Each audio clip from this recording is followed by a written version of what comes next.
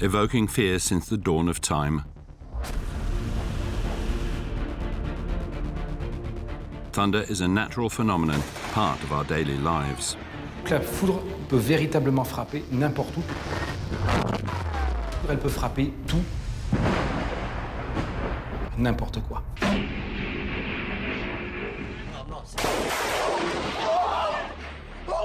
Thanks to science, we now know how electric fields are formed inside clouds. On va parler de petites paillettes de glace qui se frottent les unes contre les autres et qui frottent également contre la cellule. With the help of high-definition cameras, we know how lightning determines its target on the ground. C'est exactement comme une tête chercheuse. We will see how thunder is formed and the speed at which it crosses the sky. Vous apercevez l'éclair, vous comptez 10 secondes, 10 fois 300 mètres, impact à 3000 mètres. Lightning can take different forms, and not all forms will necessarily strike the ground. It can cover kilometers in the sky and pass from one cloud to another. In France, 300 people are struck by lightning each year, 10 of whom die. Il y a donc un peu plus de 20 ans que ça m'est arrivé et je ne pense pas avoir passé une journée sans revivre cet accident. Holy shit! Electric shocks can prove very destructive for industrial buildings. In the aeronautical industry, lightning is an issue.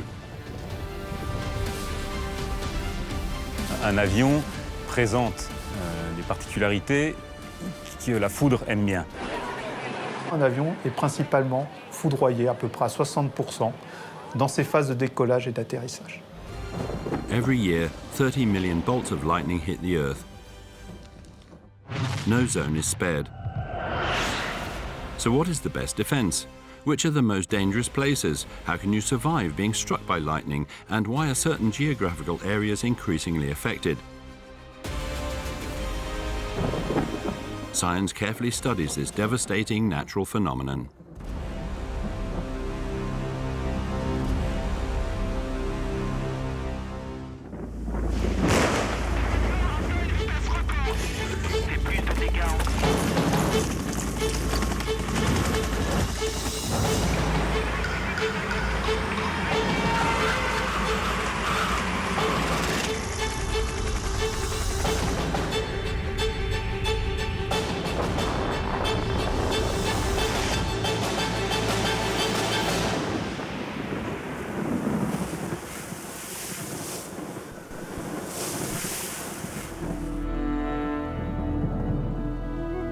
Thunder, lightning bolts, forces of nature experienced by all of us.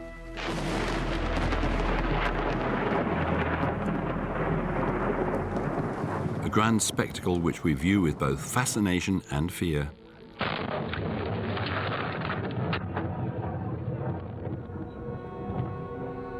Storms are a natural phenomenon that takes place in a specific set of conditions. Pour justement être dans un environnement favorable au déclenchement des orages, eh bien, il faut être dans une situation justement où l'atmosphère est instable.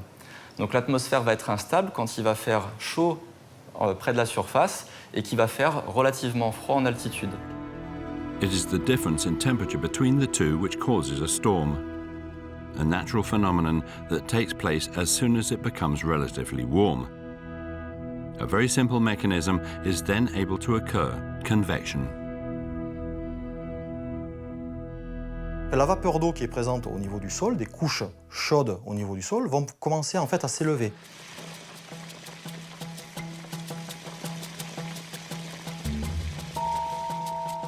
L'air chaud étant moins dense que l'air froid, il va s'élever. Et tout en s'élevant, au fur et à mesure de son ascension, la vapeur d'eau va rencontrer des masses d'air froides et va se condenser. Many other factors intervene in order to make the warm particles rise. First of all, the air has to be sufficiently humid for the cloud droplets to form. Next, you need a strong enough wind to propel the warm particles into the sky. À ce moment-là, on a des vitesses ascensionnelles relativement élevées qui peuvent aller de quelques mètres par seconde, mais on a déjà effectué des mesures à pratiquement 30 mètres par seconde, donc ce qui est absolument considérable. On va avoir la formation de gouttelettes de nuages. Et petit à petit, ce nuage va prendre une épaisseur de plus en plus importante jusqu'à ce que les particules atteignent le sommet donc, de cette première couche de l'atmosphère qu'on appelle donc la tropopause. The cloud crashes into this invisible ceiling, an unbreakable barrier which is found more than 14 kilometers above the ground. The cumulonimbus cloud, thwarted in its expansion, continues to grow in a horizontal direction until it reaches its peak. It also takes on the form of an anvil. This phenomenon can take place in just a few dozen seconds. The cloud becomes a real monster in the sky. To achieve a thickness of 7 kilometers, it can condense up to 7,600 tons of water vapor. The biggest cumulonimbus clouds measured have an estimated weight of 800,000 tons. That's 80 times the weight of the Eiffel Tower. L'effet turbomoteur du nuage va se mettre en fonction, c'est-à-dire que le cumulus va se mettre à gonfler pour arriver au stade du cumulonimbus. Il va y avoir déjà de la condensation qui va se former à l'intérieur, il va y avoir la répartition de l'eau, bien évidemment, il va y avoir des gouttelettes d'eau, de la vapeur d'eau, et puis il va y avoir de la glace qui va se former, qui va aller, elle, rejoindre les plus hautes altitudes, généralement dans la région de l'enclume. Little clusters of ice form inside the cloud automatically with two possible outcomes. If the rising winds in the cumulonimbus aren't fast enough and the freezing water doesn't have time to gather, it will fall, heating as it loses altitude and turning into rain. If the winds are stronger, the ascension will be fast. The atmosphere will become colder and colder, and hailstones will form and get bigger and bigger until they fall.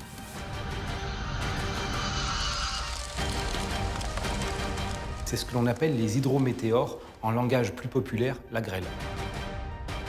At this time, within the cloud, the water molecules, the fragments of ice, snow, water droplets and hailstones of various sizes are blown together by swirling winds, which rise and fall at more than 150 kilometers an hour. A gigantic washing machine swings into action. Et donc ça va se croiser, ça va se frotter, ça va rebondir les uns sur les autres, et lors de ces chocs, en fonction de la température à laquelle ces chocs se produisent, eh bien en fait, il va y avoir la création d'ions positifs ou d'ions négatifs, et donc ça revient à ce qu'on avait appris à l'école, avec des charges positives et négatives qui vont s'accumuler dans des endroits spécifiques du nuage. Positive and negative ions attract each other mutually, and this is what creates the charge in the cloud. It transforms into a gigantic car battery.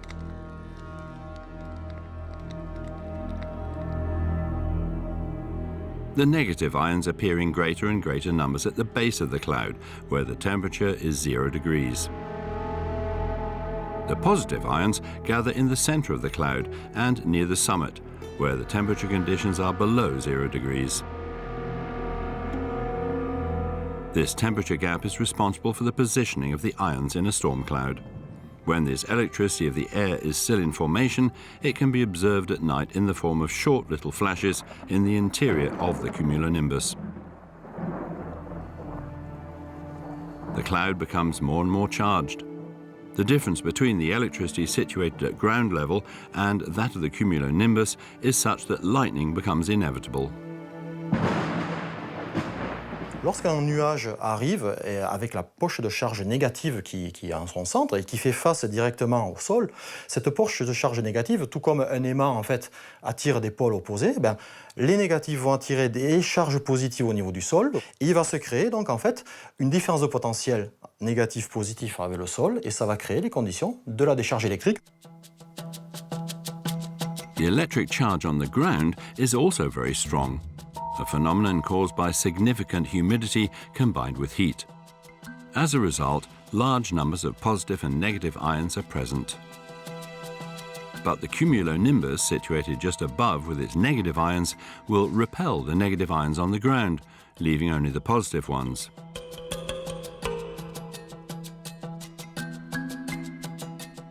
The pluses and minuses attract each other. The negative charge of the cloud tries to reach the positive charge on the ground, using a filament that descends from the cloud as an intermediary. À ce stade-là, c'est invisible. On appelle cela un traceur. Ce traceur, c'est exactement comme une tête chercheuse.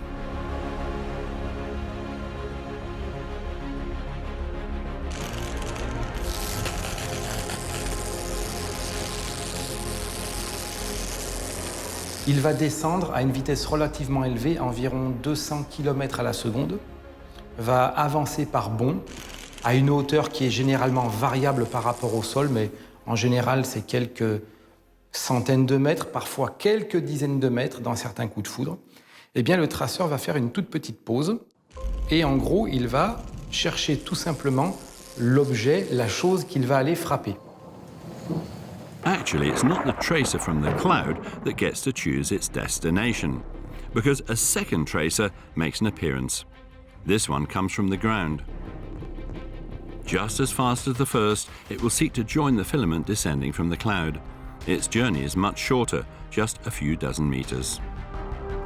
Là, c'est comme deux tuyaux, on les verrouille, et on va dire que le dieu des orages, Zeus, envoie l'énergie. The tracer becomes clearly visible.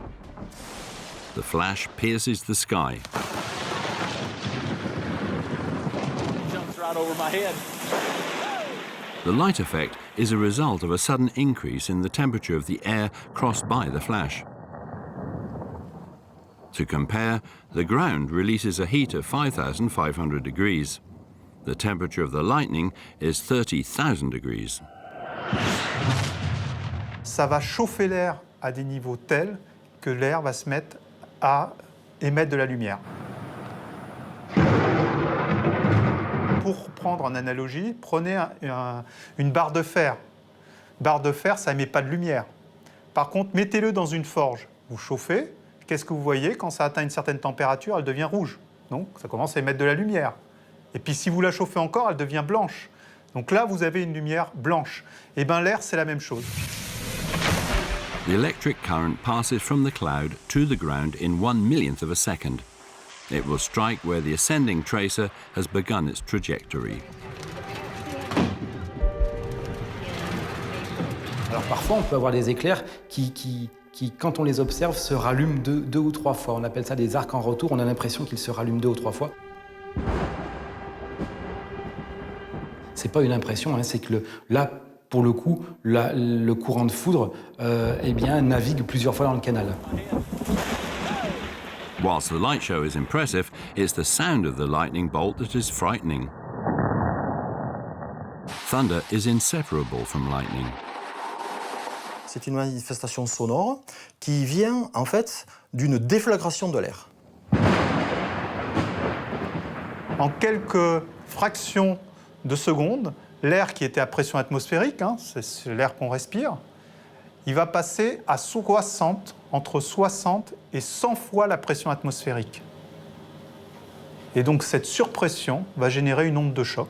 Cette onde de choc, c'est ce qu'on entend, c'est le tonnerre. When a fighter plane reaches high speeds and breaks the sound barrier, it generates a shock wave. The electricity from the lightning bolt produces the same effect. It will heat the air in the tracer channel so strongly that there will be an explosion, a phenomenon which occurs in leaps along the length of the channel up to the impact of the lightning. Par contre, il n'y a pas vraiment de lien entre le bruit que fait un éclair et la quantité de courant qui circule. If the noise is a very muffled cracking sound, that means that we are close to the point of impact, within a few hundred meters.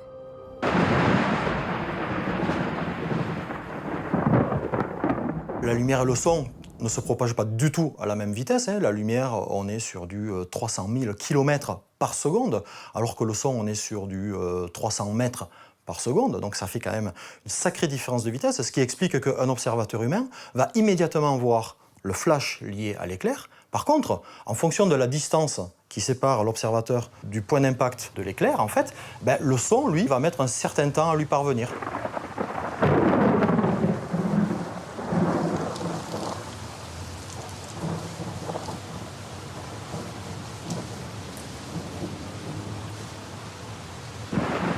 On mesure environ 300 mètres par seconde de temps écoulé. Ça veut dire que vous apercevez l'éclair, vous comptez 10 secondes, 10 fois 300 mètres, impact à 3000 mètres.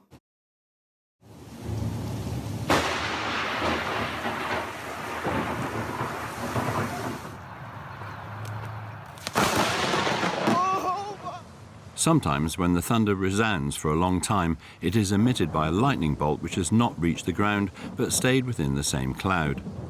Scientists call this intra-cloud lightning. Other lightning bolts can also stay in the sky without ever reaching the ground but covering kilometers. These are called intercloud lightning.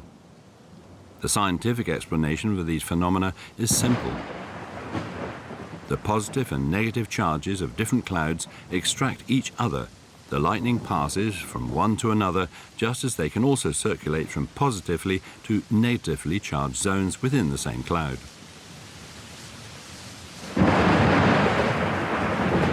Ceux-là, en fait, restent aussi dans l'atmosphère, ils ne viennent pas toucher le sol.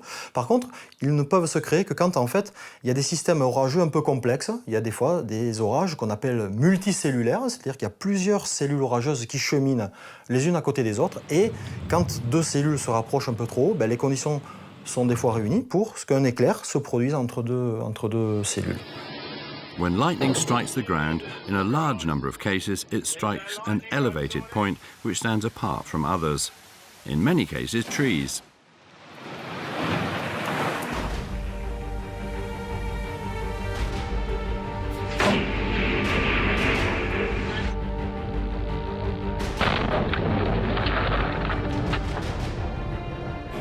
Cranes are also popular with lightning.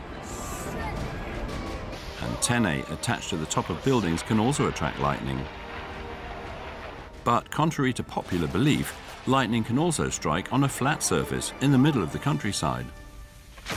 There are many accounts of lightning embedding itself in a cavity or in a case in the mountains. And even in exceptional cases, lightning can strike on the surface of water.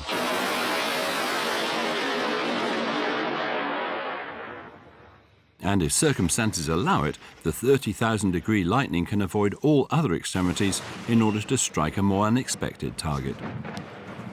Ce canal-là, il va chercher un chemin et il peut suivre les ions qui sont dans l'air. Et quand vous avez des courants d'air avec porte ouverte, fenêtre ouverte, vous avez un moyen pour les charges électriques qui sont dans l'air, de suivre ce courant d'air, et la foudre peut trouver ça comme un petit pointillé qui va lui permettre d'arriver à son point de destination qui est le sol, malheureusement en passant à travers chez vous. Donc il y a un certain nombre de cas comme ça qui sont connus, où la foudre traverse, c'est ce qu'on voit dans les bandes dessinées, dans Tintin par exemple, là on voit la foudre qui circule dans la maison, et ça c'est quelque chose qui est imagé, mais qui existe réellement. Lightning can strike anywhere, bringing sparks, flames, sometimes an explosion with it, as soon as it comes into contact with a sensitive receptacle. Its destructive force is huge, starting with the explosive effect as soon as it strikes somewhere. The phenomenal brutal heating of the atmosphere affected by lightning drives the air to dilate all of a sudden. The increase in volume provokes the same destruction as an explosion, producing a very powerful current which sweeps aside all in its path.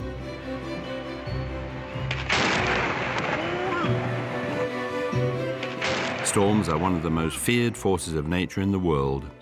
In France, 300 people fall victim to them every year.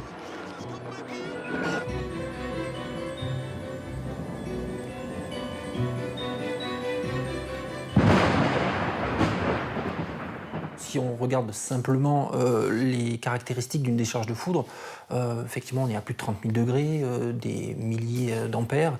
On pourrait penser effectivement qu'aucune personne ne va survivre à un tel choc. To help explain the phenomenon, researchers make an analogy with a river. The number of amps which make up the electric current in a storm is a bit like the volume of water which runs in a river, its rate of flow.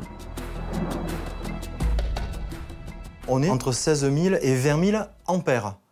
C'est une quantité de courant phénoménale que le corps ne peut absolument pas supporter. Donc quelqu'un qui va être foudroyé directement n'a aucune chance de s'en sortir. By way of comparison, when we suffer an electric shock accidentally at home or at work, the quantity of electricity is far less than in lightning.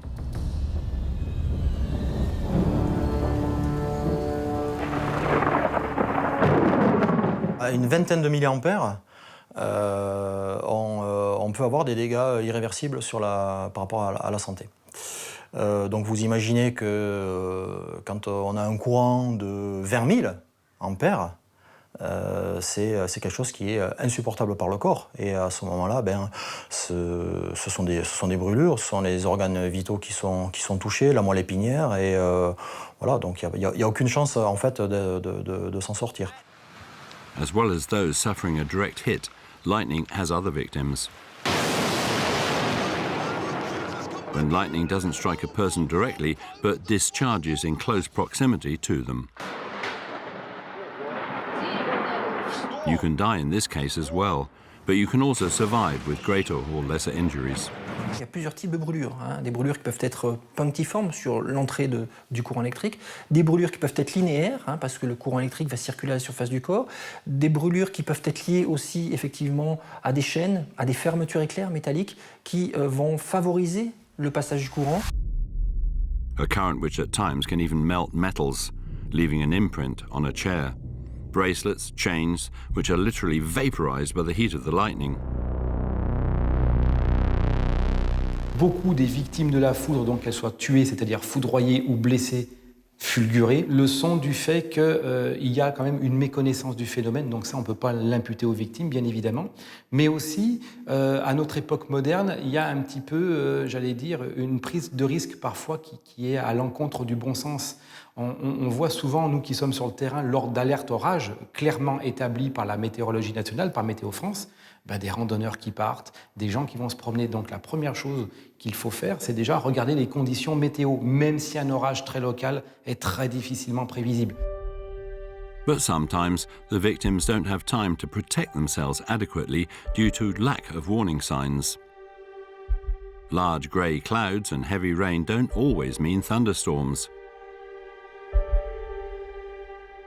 This is why certain bolts of lightning are as unpredictable as they are extremely dangerous. Like here on a football field in South Africa, no sign of precipitation, less so of any storm. But lightning struck the field. 6 players were injured. The lightning did not strike any player directly, but rebounded along the surface of the ground with a current strong enough to seriously injure some of them. So we see that the first bolt of lightning of a storm can occur before we have time to take precautions. That is what happened to Albert. The farmer, accompanied by his employee, was struck by lightning as he herded his cows into their enclosure. Il y avait eu de l'orage toute la matinée. Il était environ 17h, 17h30 et il y avait eu de l'orage depuis le matin. Et donc, il y a eu une accalmie à ce moment-là, et nous sommes partis donc chercher les animaux dans le champ. Je me souviens très bien, il y a eu un éclair, et puis le tonnerre. Je dirais, j'ai eu le temps de compter jusqu'à 4, 5. Voilà. Et puis le deuxième coup, on ne l'a pas entendu, on ne l'a pas vu, puisque c'est à ce moment-là qu'on a été terrassé. Voilà. The 2 men were struck by the full force of the lightning. Albert's employee was killed in the strike.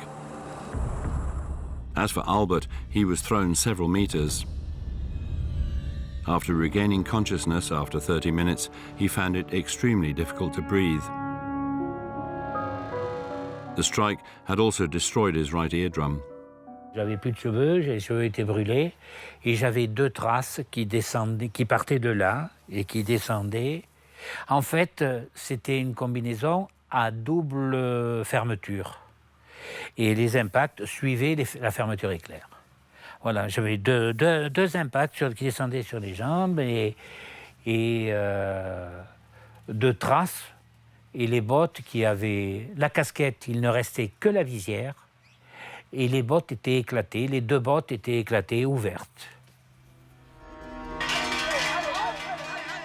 Farmers like Albert and his employee are the most frequent victims of storms. When you have to bring back your tractor or bring in the animals, there is no other option than to brave the storm for several minutes, even for hours in the mountains when there is no shelter. Farmers hurry to bring their cows and sheep to shelter because storms are even more devastating than wolves and other predators. In France, more than 10,000 animals are struck by lightning every year. A terrible statistic which can be explained by the animal's anatomy. Les animaux qui sont à 4 pattes, eux, vont voir le courant circuler entre les pattes avant et les pattes arrière, mais entre les pattes avant et les pattes arrière, il y a chez les quadrupèdes le cœur, et donc un arrêt cardiaque peut se produire, ce qui fait que quelquefois, à l'occasion d'un seul coup de foudre dans un champ, on peut retrouver 10, 20, 30, 50, voire une centaine de bêtes décédées. That is what happened in Norway to this herd of 300 reindeer, electrocuted in August 2016. Another determining factor for animal fatalities is that they are often in the mountains, where storms are much more violent than elsewhere. En ville, on est probablement plus protégé. Ce qui va vous protéger, c'est le bâtiment. Un bâtiment qui prend la foudre, il sert de paratonnerre pour les gens qui sont autour, de fait. Donc la probabilité que vous soyez impacté à Paris, par exemple, ou dans une ville en général, c'est quand même assez faible, puisque ça va tomber soit sur le bâtiment, et les gens à l'intérieur sont protégés pour peu qu'on ait respecté un certain nombre de règles, de fermer les fenêtres, etc. Et au sol, le courant va se répartir, vous n'allez pas être impacté directement. En montagne, vous n'avez rien pour vous protéger. Ou éventuellement, vous avez des arbres, mais qui eux-mêmes peuvent être dangereux si vous êtes trop près des arbres, puisque ça va servir de paratonnerre, et il y a une certaine zone à respecter autour des arbres. Donc c'est la seule différence qui explique, vous êtes isolé, vous êtes un point haut. Il y a malheureusement en fait pas mal de témoignages où des gens ont été retrouvés en fait complètement foudroyés, tout simplement parce que la foudre ayant touché le sommet de la montagne, le courant électrique en fait n'a pas pu s'écouler correctement au niveau du sol, puisque la roche en fait n'est pas vraiment conductrice. Donc ça s'est écoulé et malheureusement, par les infractuosités, l'humidité a amené le courant dans le lieu où se protégeaient les victimes. Aeroplanes are the most exposed at high altitude, and scientists are conducting research. Storms and planes have never been a good mix. Airline pilots are always advised to avoid them because a storm is synonymous with complications and danger to a flight plan. Ce mélange provoque des turbulences. C'est un petit peu comme quand on verse du sirop dans un verre d'eau. On voit ce mélange qui s'opère à l'intérieur du verre. Et donc, dans l'atmosphère, on retrouve à peu près ce même phénomène, pour imager. Et finalement, on va voir apparaître des soulèvements de masse d'air, avec souvent dans le cœur de l'orage des courants ascendants très puissants, et puis en périphérie de cet orage, des courants descendants, tout ça participant à un gros brassage. Large quantities of water will also have an impact on a flight, whether liquid like rain or in the form of ice on the plane, and that's before we take into consideration the magnetic fields which accompany the lightning. Alors déjà, de par sa forme, un avion présente des particularités que la foudre aime bien. On a tous entendu que les arbres, les sommets des montagnes, les paratonnerres, les pointes attiraient la foudre. Donc un avion, il suffit de regarder sa forme, a des ailes, a un nez, une queue sur l'arrière. Et donc tout ça sont des formes qui, naturellement, prédisposent la foudre à venir frapper à ces endroits.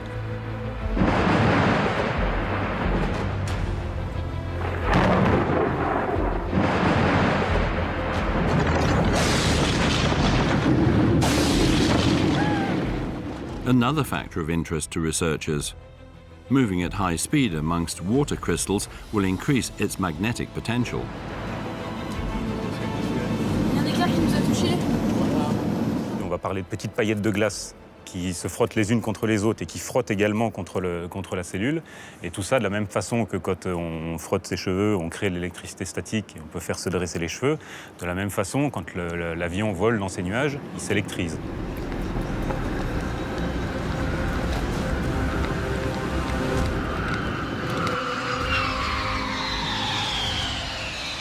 Logically, the descending filament will choose a point of the airplane where it will attach itself.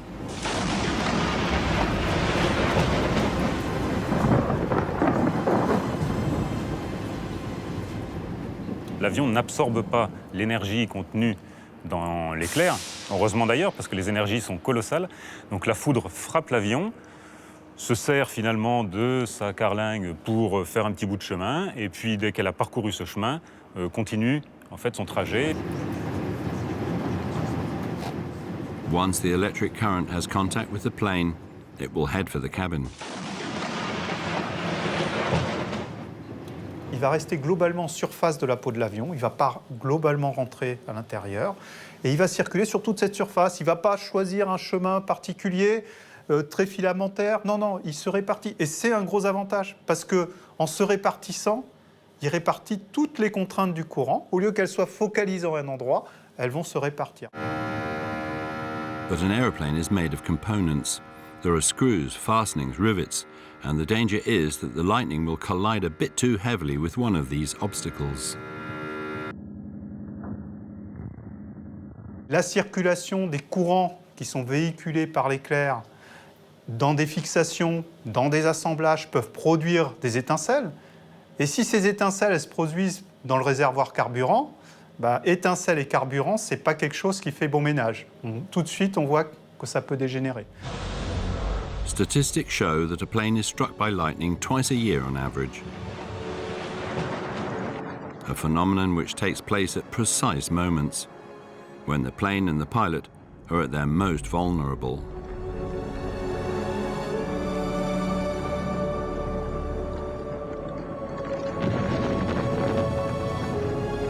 En vol, un pilote va toujours essayer d'éviter de rentrer dans une cellule orageuse à cause des turbulences.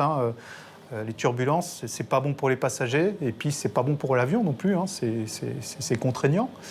Et donc, il va changer de chemin. Le seul endroit où il ne peut pas changer de chemin, c'est au moment où il décolle, au moment où il atterrit, parce que les pistes, on ne peut pas les bouger. Et c'est là où on va rencontrer le plus de foudroiement. Ce qui pourrait être à craindre avec un avion qui serait foudroyé proche de ses phases d'atterrissage ou de décollage serait alors potentiellement un phénomène d'aveuglement, puisque avec cette luminosité intense, à un moment où le pilote en général est encore en train de travailler avec des références visuelles. Il veut se poser, il faut qu'il voit la piste, ou il veut décoller, il faut qu'il voit les instruments et que s'il y a un problème, il puisse arrêter son avion dans les temps. In the last 30 years, cases of planes crashing because of lightning have fortunately been extremely rare. Des fois, ça se passe nettement moins bien. On a des cas d'avions qui ont été touchés par la foudre et puis il s'en est suivi soit des dégâts qui ont fait que l'avion a dû retourner très rapidement à son aéroport, ou alors l'impact a conduit à la perte de l'appareil. The latest case to date is that of the 16th of August 2010. And it's exactly at the point of landing. A plane from the airline Ares broke into 3 pieces during its approach to the Ile of San Andrés in the north of Colombia. 1 dead and 120 injured in a crash which could have had many more victims. The pilot made it known that 80 meters from the runway, the plane had been struck by lightning, and he then lost control of the aircraft. La grosse difficulté qui va exister aujourd'hui, c'est essentiellement pour les réseaux électriques. Et on va de plus en plus vers des avions qui sont à commande électrique, qui sont avec de l'électricité pour le dégivrage. Et là, bien évidemment, ça va créer des problèmes complémentaires. Although lightning presents less of a danger than gusts of wind or ice, it is the subject of very specific research in the aviation industry. Scientists work with budgets of millions of euros to ensure the safety of passengers in the face of lightning. On ne protège pas l'avion pour le courant moyen d'un éclair. Le courant moyen d'un éclair, c'est à peu près 20 000 ampères. En aéronautique, pour certifier un avion, pour lui autoriser à voler, on prend un courant de 200 000 ampères, 10 fois plus. C'est des courants qu'on rencontre quasiment jamais. With more than 27 million flights every year in the world, a plane is without a doubt the safest mode of transport. Statistics which make it almost danger-free during a storm. That is not the case for cars, contrary to popular belief.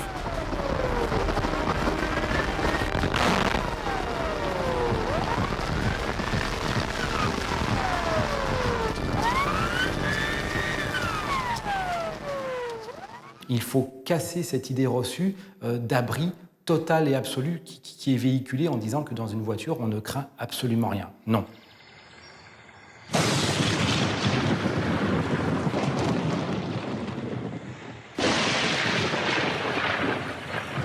Une bonne protection contre la foudre, c'est une ensemble métallique d'épaisseur suffisante qui va diffuser le courant de foudre et qui, s'il y a un choc de foudre qui arrive, ne va pas fondre au point d'impact. Les voitures, dans le temps, c'était du métal. Donc on a gardé en tête que la voiture protégeait bien. Aujourd'hui, les voitures sont de moins en moins métalliques, voire pas métalliques du tout. Et après, on se retrouve dans un choc de foudre qui va tomber sur un composite et qui va pouvoir faire des dégâts. On a un certain nombre de chocs de foudre qui tombent sur des éléments extérieurs, comme l'antenne ou comme le GPS, etc. Donc ça fait rentrer la foudre à l'intérieur, quand bien même vous seriez protégé par une enceinte métallique. Once the lightning is in the vehicle, its power can be devastating. On a des voitures qui ont brûlé, puisque forcément un incendie s'en est suivi. Et on a aussi eu des véhicules qui ont eu ce qu'on appelle des véritables flashs thermiques à l'intérieur, qui ont dévasté l'intérieur sans pour autant que la voiture prenne feu.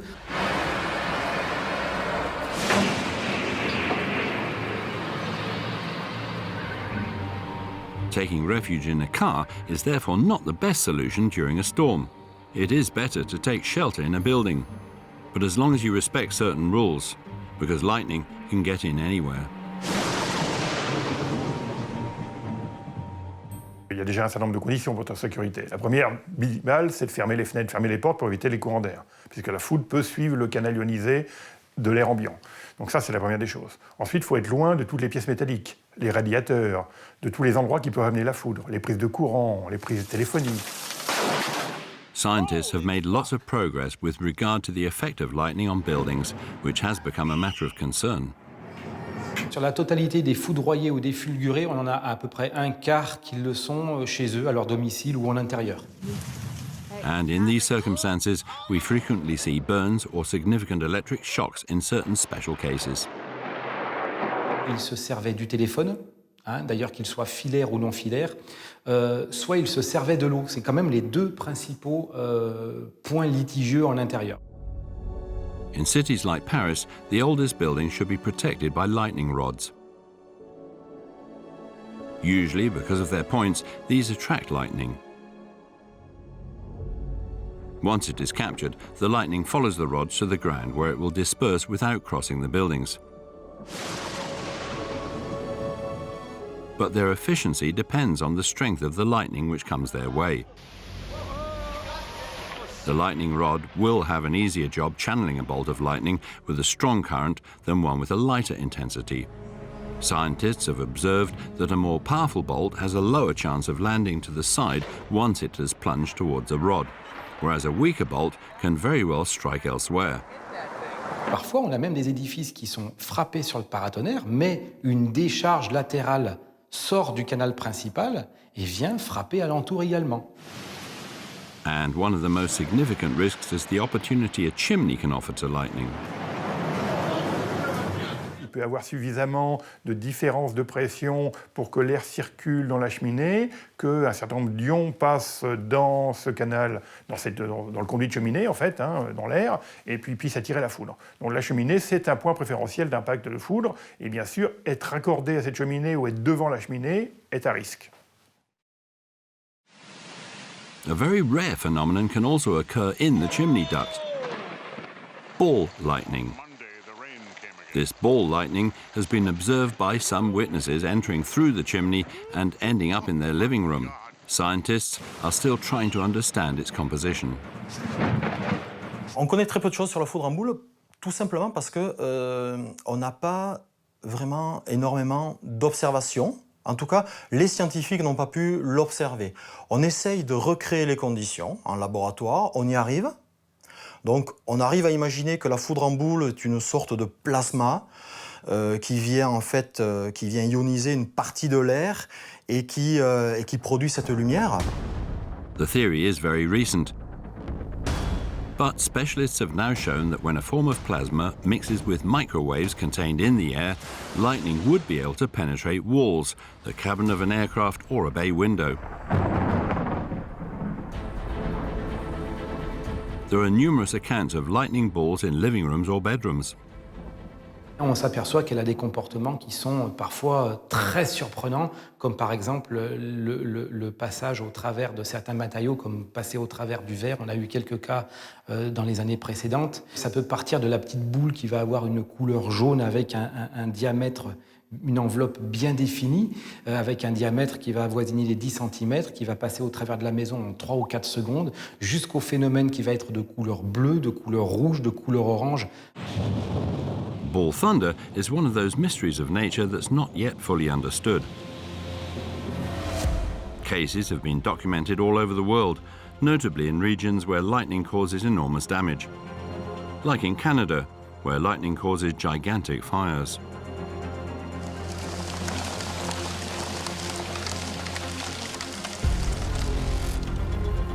In 2017, the Kelowna region in the west of the country reached an all-time distressing record, with more than 1 million hectares going up in smoke and 50,000 people evacuated.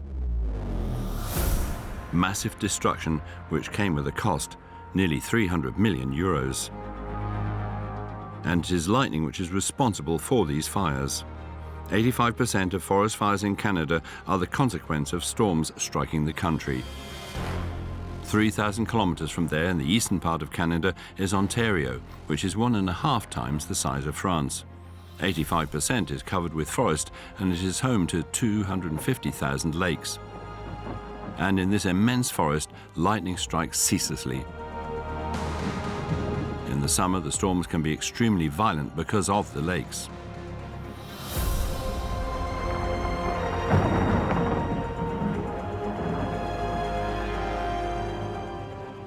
Hot air filled with humidity because of the huge quantity of stagnant water rises rapidly into the atmosphere until it condenses and transforms into hailstones in the cold zones of the storm clouds.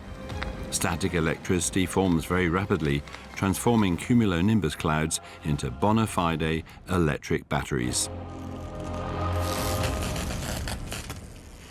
So between June and September, there are between 500,000 and 1 million lightning strikes just in Ontario. Each bolt has the potential for catastrophe. The reason that the Canadian forest is so flammable is because it remains completely wild. Most of the trees are conifers, which catch fire in the blink of an eye. An aerial patrol of firefighters specialized in lightning fires has been created to protect them. The forest's caretakers in Canada are increasing these reconnaissance missions. The purpose of these missions is to predict rather than conquer, or at least to react as quickly as possible to protect the forest and its inhabitants. Outside of Canada, storms are concentrated in certain regions of the world. Ça va être préférentiellement tout au long de l'équateur qu'on va retrouver la plus grande fréquence d'orage, parce qu'effectivement c'est l'endroit où l'air est le plus chaud. Et on va les retrouver plus sur les zones continentales que sur les zones maritimes, parce qu'effectivement en journée, la Terre va se réchauffer beaucoup plus que la mer. But there are some exceptions, and sometimes water, like at the mouth of a lake, can cause some spectacular storms. This is the case in Venezuela at Catatumbo, a unique region which has become a source of national pride. Here there are more than 150 nights of storms every year. The lightning starts an hour after sunset, and it can form up to 20,000 flashes per night, a world record and a very localized phenomenon. These storms are due to a warm wind that only passes between the mountains and rises immediately to where it's cooler.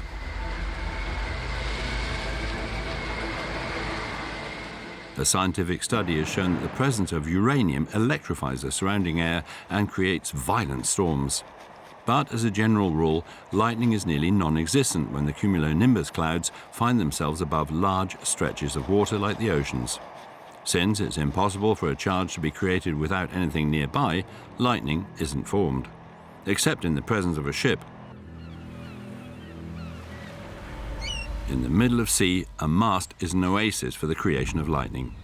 Le choc de foudre sur un bateau, ça a deux problèmes majeurs. Le premier, c'est le point d'impact. C'est forcément le mât, c'est le point le plus haut, généralement métallique. Donc ça va descendre, et il faut que quand ça descende, ça passe pas à travers la coque, parce que bien évidemment, ça ferait un trou. On a eu en Belgique un méthanier heureusement vide qui a été touché à son entrée dans le port de Zeebrugge, et le méthanier avait un trou de 4 mètres carrés dans la coque. Non, non, c'est... Là où c'est plus dommage, c'est pour tous les matériels qui sont sur le mât, qui vont aider à la navigation du bateau, tout ce qui est communication, radar, etc. Et là, bien évidemment, il faut les protéger, éventuellement par des petits paratonnerres locaux pour protéger les antennes des impacts. Donc ça, c'est le point majeur. Un navire moderne peut être mis en perdition si ses systèmes électroniques sont endommagés par la foudre. Lightning striking a boat is also catastrophic for the navigator who stays on the deck. Everything combines to make this the worst place to be during a storm. Sur le pont, vous avez quoi? Vous avez de l'eau salée, donc conductrice. Vous êtes proche du mât, donc vous allez avoir un champ magnétique important. Voire quand le choc de foudre arrive, un effet de blast, c'est-à-dire de surpression, qui peut vous éjecter à l'extérieur. Donc un courant de foudre qui circulerait dans le pont, qui vous tétaniserait les muscles, plus le blast qui vous jette à l'extérieur du bateau, votre capacité de survie, elle est très très faible. Donc il ne faut pas arriver à cette situation-là, il faut absolument rester à l'intérieur. One sea where we find storms is the Mediterranean. In summer, but also in autumn, because while the temperature cools down, the reserve of warm water remains high, as is the water vapor which rises from it. All the conditions are present for storms.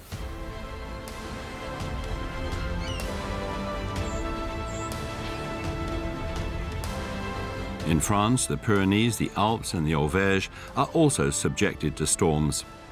Lightning strikes 270 days a year in France, but with huge disparity. Storms affect the town of Nîmes, for example, 40 times more often than the town of Quimper. The Meteo France surveillance network logs 1 million bolts of lightning every year, and a total of 30 million in the world.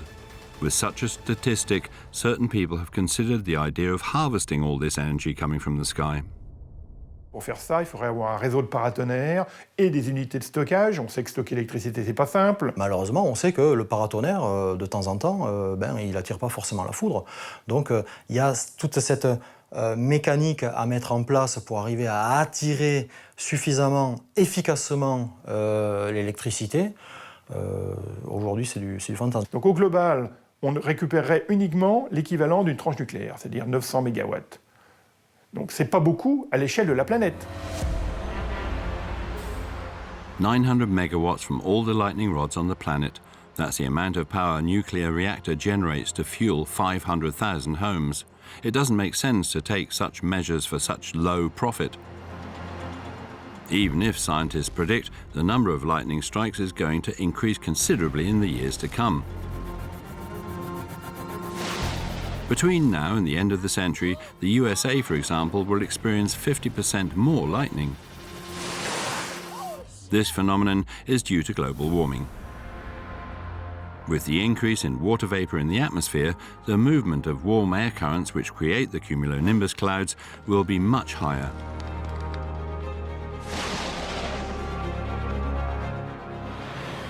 In the United States alone, there are 1,000 victims per year, struck directly or indirectly struck by a nearby bolt. This figure will double. This is before we take into consideration the forest fires on the North American continent, which will multiply with more and more violent storms. The increase in heat on the ground will also mean that we see more and more superbolts, a term from the United States used to denote lightning with an extraordinary force. Les études montrent qu'on arrive à avoir entre 1 et 2% d'éclairs qui dépassent les 100 kA. Donc ça c'est des choses... On arrive quand même dans des valeurs qui sont un peu extrêmes. Et on peut bien imaginer que les usines, les infrastructures qui sont frappées par de tels courants électriques, forcément ça crée des problèmes à un moment donné. 100,000 amps, that's 5 times the electrical force of a regular lightning bolt. Le super coup de foudre, l'événement énergétique surpuissant, aujourd'hui on pourrait le comparer à un cyclone surpuissant, un ouragan surpuissant. On a beaucoup de mal à imaginer des solutions pour des phénomènes qui dépassent finalement toutes les forces que l'on côtoie habituellement. Increasing safety and changing our behaviour in the face of ultra-powerful storms will become recurrent issues in the years to come.